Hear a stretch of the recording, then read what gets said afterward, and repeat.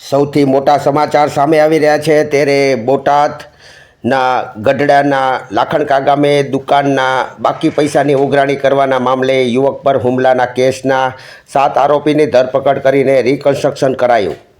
આરોપીઓ વિપુલ ડાંગર, એલા ડાંગર, ચોથા ડાંગર, વિક્રમ ડાંગર, અજય ડાંગર, બુધા ડાંગર, માધા ડાંગરનું કરાયું રિકન્સ્ટ્રક્શન.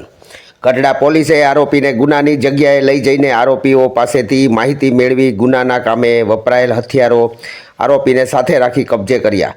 લાખણકા ગામે રિકન્સ્ટ્રક્શન દરમિયાન મોટી સંખ્યામાં મહિલાઓ સહિત લોકો થયા એકત્રિત. ગત તારીખ 20મી ફેબ્રુઆરીએ અમિત રણજીતભાઈ વઢેલ નામના યુવક પર 8 શખ્સોએ લાકડી વડે હુમલો કર્યો. અમિત વઢેલને ગંભીર ઇજાઓ થતાં સારવાર માટે હોસ્પિટલમાં ખસેડ. પોલીસે 8 શખ્સો સામે ગુનો નોંધ્યો હતો. આવા સમાચાર જોવા માટે ફરી મળીશું નવા સમાચાર સાથે. ફારૂક બિલખિયા, દિવ્ય સર્જન ન્યૂઝ નેટવર્ક.